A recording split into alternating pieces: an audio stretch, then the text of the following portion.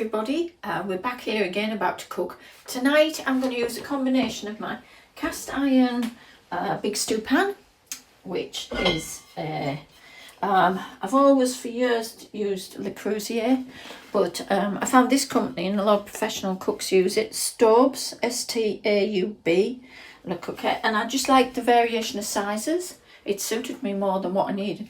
I'll be quite honest, it's cast iron and it's a big boy, I can hardly lift it, but it does, so I use the husband to lift it in and out when I'm using the big oven. But tonight I'm just going to use this to sear my steak off. We're cooking Boeuf Bourguignon, and I've been asked by a lady, very nice lady who's a subscriber, to cook some dishes using the pressure cooker because she wants to use hers more, the electric pressure cooker. So I'm beginning it in here, transferring it. Instead of being in the oven for 3 hours, it will go into here for about 30 or 40 minutes, cutting down the time. And then if there's any left over, you can actually freeze it and do a reheat in your Ninja as well. Okay, we're going to start by 400 grams of stewing steak. This is lovely and lean. I always go through it, check there's no big lumps of gristle or anything horrible in there, but this is good. I check it all and get it an even size because that's important when you're cooking. I've just put a nice big slug of olive oil into there. I'm bringing it to heat now because what I'm going to do with this is I want to get this really quite nicely browned. So I'm just going to try one piece and see if it sizzles. Yeah, it's starting to. It's not hot enough yet because I'd normally get more of a sizzle. So I'm just going to give it a minute. I think it's starting to sizzle now. So I'm not going to overcrowd this pan. I need to get a sear on this meat. Hence the reason I'm using a big pan. Gives me more space to work with.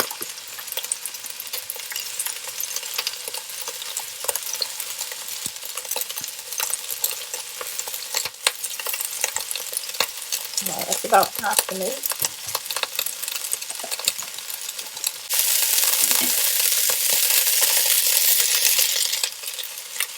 Yeah, doing what I want it to do.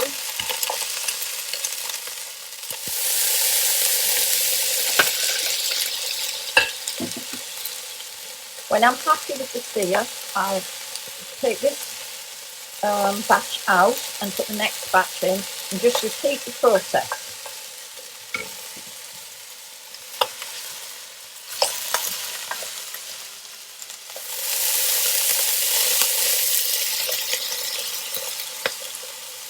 Okay, I'm happy with that.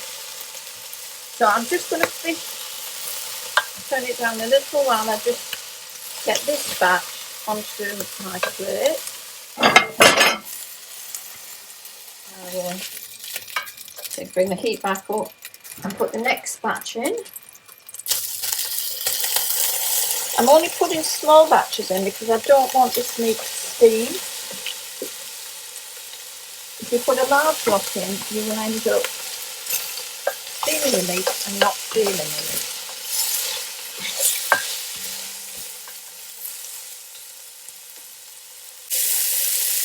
That's it.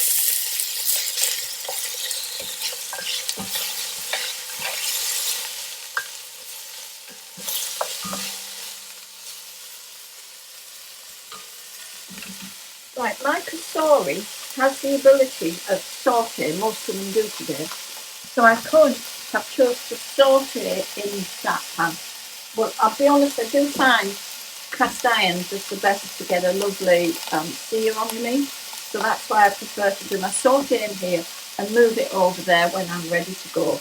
This gives me, I kind of feel it's more control of my temperature, maybe even a higher temperature on sauté, I don't know, but this works for me.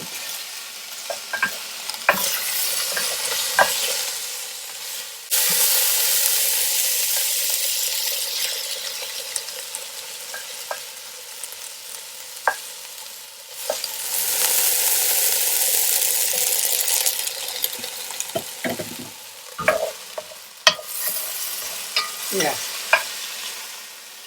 think I'm happy with that now. I've got some nice pieces. I'll just turn my heat down. You see, these cast iron pans get very hot.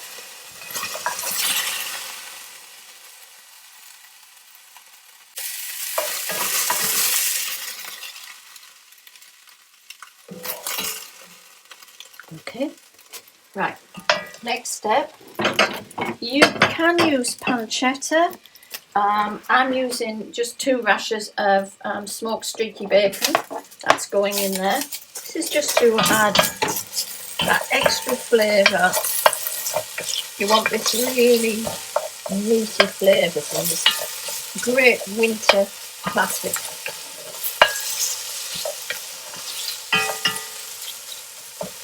Okay, I'm bringing that back up. Just going to wait till that really cooks down.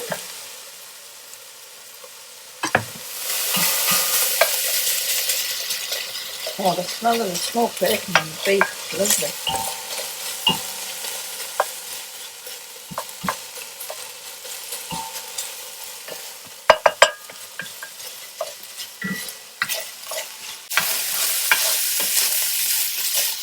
Now to that, these are, I'll show you one that I haven't needed to use. They're slightly larger, they're supposed to be baby shallots. These are bigger than what I wanted, but these were all I could get today in shallots. It's Sunday, so it wasn't a good day to go shopping. But I've roughly chopped them because this is a very peasanty, beefy dish. You don't want dainty little things. So I'm bunging those in. I want a bit of colour on those, so they're going in. Mix in there. I'm just going to take that heat down a bit because I don't want anything actually burning. I want to soften and get a little bit of glaze on them before they go into the pressure cooker.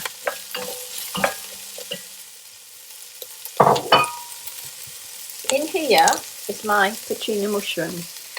The 2 stars of this dish are your beef and your mushrooms. And the red wine, of course. So what I do too, because I feel our mushrooms are generally speaking grown in greenhouses and things, not wild mushrooms, I tend to back it up with a puccini. So you don't have to, you can just put any mushrooms in you want, but that's what I tend to do. So I'm just about to give those a rough chop, turning that very low a minute. Squeeze them out. The sauce that's left there will be going into the stock. So I'm just going to roughly chop those and get those in.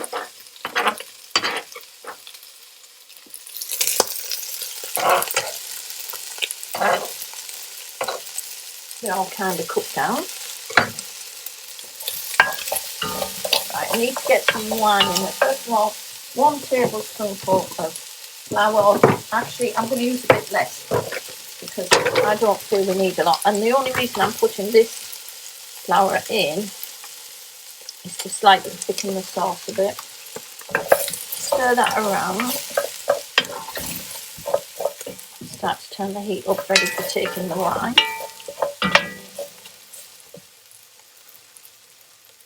There we are. So I would say half a tablespoonful really. My garlic's going in at this point. Now, believe it or not, 3 cloves. I don't normally use that much. Fresh thyme.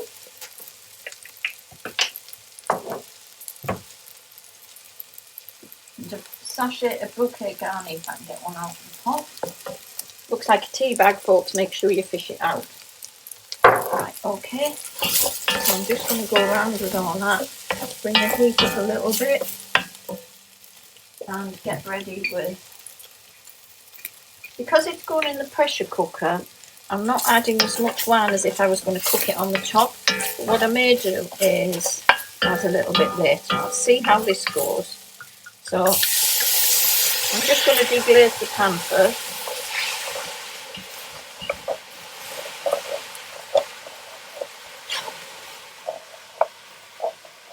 It's so important you get all those lovely juices off the bottom. Set that away. Now, my beef's going back in, and as you can see, I've got beef juices. Don't waste a drop. That's all going back in.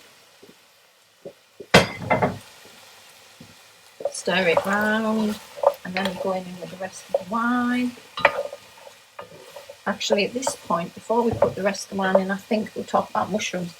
4 ounces of chopped mushrooms. I've got chestnut and I've got ordinary just mushrooms from the supermarket. Mixed, you can put any whatever you like. They don't want to be too finely chopped for this dish. Your onions and mushrooms want to be fairly visible, your shallots and your mushrooms. So don't go making tiny little sliced mushrooms, they'll disappear. Right, the rest of the wine, get it back up. And I'm going to actually get this going on really hot bubble and reduce it a little bit before I add it to the pressure cooker.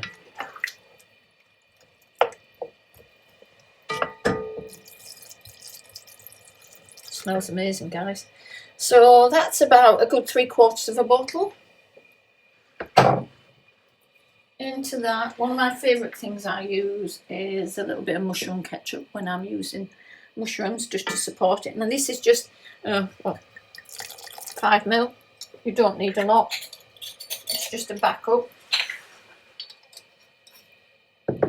And then my supporting feature is a rich beef stock pot. Okay, because it's not going to sit 3 hours in the oven like I used to do it, I still want the intensity of all the flavours. So what I do find that sometimes with the pressure cooker, you don't always get the intensity that you would get if this stew had sat 3 hours. So to make sure I get the intensity of flavour, I'm adding, you will not see me add any seasoning because I'm adding the stock cube, or stock pot as it is. So that goes in. I need that to all blend together. I need that wine to be bubbling away, and then it will be going into the pressure cooker. Oh, it smells beautiful. Now, red wine, don't go too cheap on your red wine, guys. What you put in is what you get out. If you use really cheap and think, oh, it's just cooking plonk, you could end up with a very bitter sauce, and that's just sad when you've spent time giving something some love to end up with it not being pleasant. So that is our list of ingredients, apart from the porcini juice. Now, I think in another video I explained you may get residue at the bottom, so don't ever just tip it in, because I believe it's like a gritty residue. It's not pleasant. So let's just, yeah, there you can see the residue. And I'm not sure it's gritty. It may just be part of the dried mushrooms, I don't know, but I'm not taking a chance. That bit goes away down the drain. I just need this to get to heat. I'm just going to go over and check my pressure cooker. So I'm going over the pressure cooker while this is doing its thing. So that needs to be super hot. Okay, that's on. That's all ready to go. So what I might do is just turn it on a saute for a minute, and then you bring it down just to heat the pressure cooker up, basically. So all that's doing is making it warm, ready for the Boeuf Bourguignon to go in. And basically, it's red wine stew, beef stew in red wine with mushrooms and shallots. Right, okay, so that's warming. Get back to this to see what stage we're at.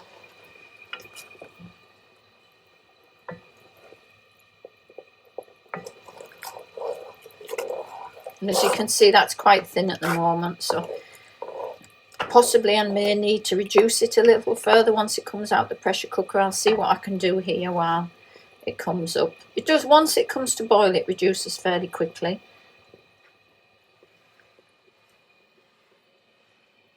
As I said, do not add any more seasoning until you're at a stage towards the end of your cooking, and you can decide what you want to do about seasoning then.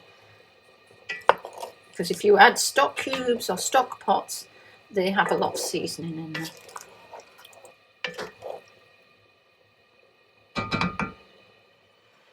Right, I'm just going to let that bubble away while I just have a clean round. I'll be with you again in a couple of minutes when I've got a clean work surface. It's bubbled up, it's all become very nice and hot. And as you can see, the pressure cooker's hot too. Right, okay, I'm just spooning this all in now.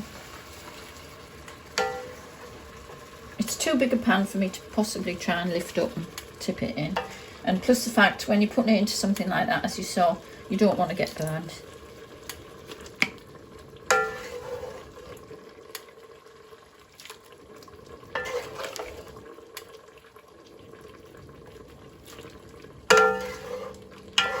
Oh, I should think about, I've just thought about, if you do cook with wine and you're doing a strong sauce like this and you taste it towards the end and you feel it's too bitter, there are things you can do. I tend to, and a lot of the Thai foods are the same, turn to sweetening it, and that can be with a honey. You can make a sugar syrup, just hot water and sugar, and make it into a syrup so you don't get any crystallizers, and just add it. Just, you know, you go teaspoon by teaspoon, you're just sensible. You don't want it sweet, but nothing, you don't want things bitter either. So this is why you do have to be careful. And don't be frightened to adjust what you're tasting. If you feel that something, you go to it's not pleasant, and you think to yourself, what would make it pleasant is some sweetness. Spoonful of brown sugar with some hot water, a little tiny bit of hot water made to like a sweet syrup. Go for it, add that.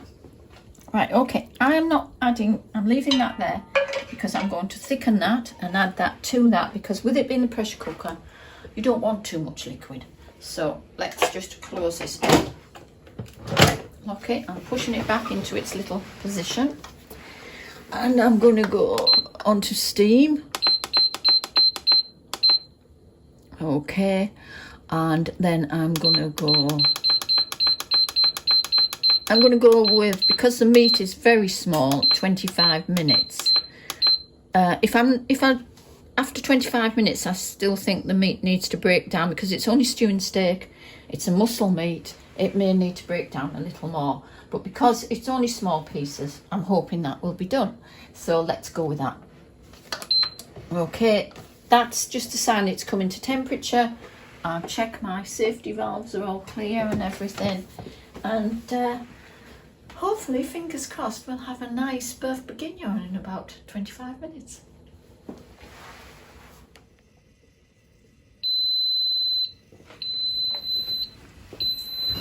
Okay, the sound I was waiting for.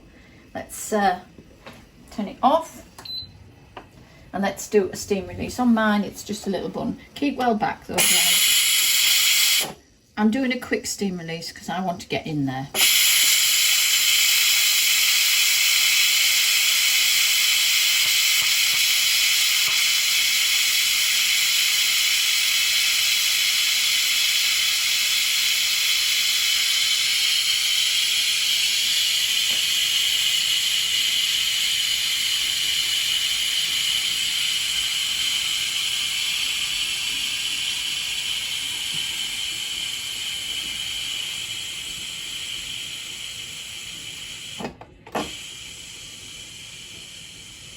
Just give it a minute, make sure all your steam's out before you attempt to open it. You do not want to be burnt by steam.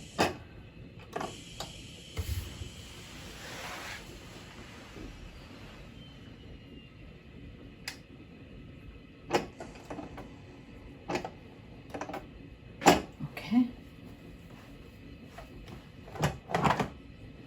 And just give yourself time and open carefully. Let the first steam come out, and then take your lid back. I just need to bring this out a little further so that I can. Right, I'm just going to go in there. Smells good. Smells very good. As you can see, I'm going to have to reduce that sauce, which was what I expected. But first of all, I need to test my meat, because it may be that I find that the meat needs longer. It's actually very soft, but I'm actually going to give it a little bit longer.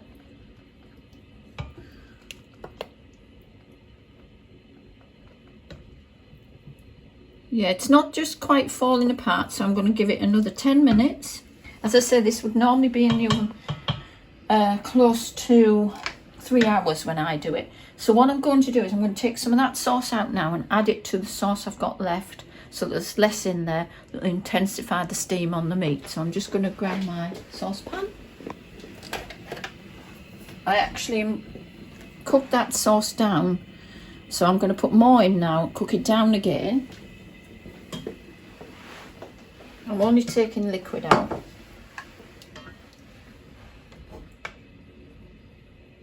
I'm going to leave that at that, and I think 10 minutes more, that'll be ready to eat. Right, it's got to build up to steam again, then we'll have another 10 minutes. I'm just going to put this sauce on to reduce again, and I'm going to add this reduced sauce to that sauce in the pan when it all comes out. Okay, see you shortly. Oh yeah, that's beautifully done now. Okay guys, gave it the extra 10 minutes. The meat now falls apart just how I wanted it to. So now I know it's ready now for my final stage to get it. I'm going to put it into, this was the sauce I took out. I've reduced that and reduced it, and it's syrupy. So I'm now going to put this into there, take out the bouquet garni bag, which is staring at me. Put that on my little dish there. Tip this into here, reduce it down again, get it to the same stage, and then I can serve it on my mashed potato.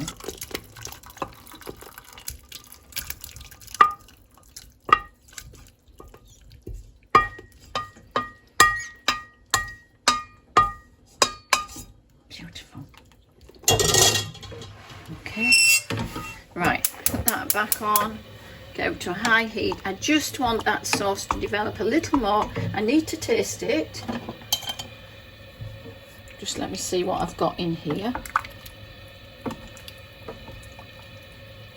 Oh, that's looking so good. And the shallots have done what I wanted them to do. Those big chunks of shallots have just split up and sweetened. They will sweeten your gravy, your sauce. Oh God, that's absolutely wicked. Okay, that's delicious.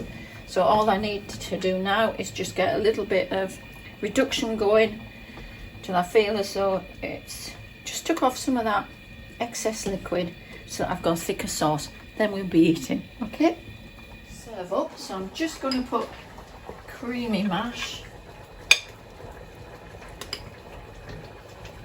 on here,